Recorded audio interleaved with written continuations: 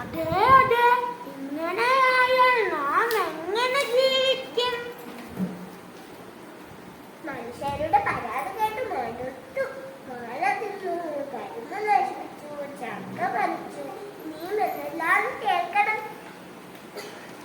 നാട്ടിലിറങ്ങുന്നത് ഓർക്കുമ്പോഴേ പേടിയാ.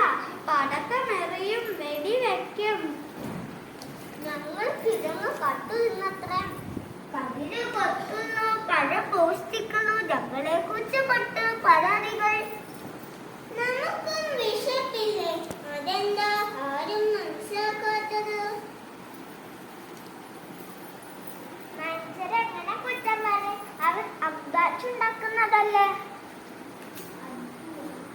അതും ഇതും പറഞ്ഞിട്ട് കാര്യമില്ല.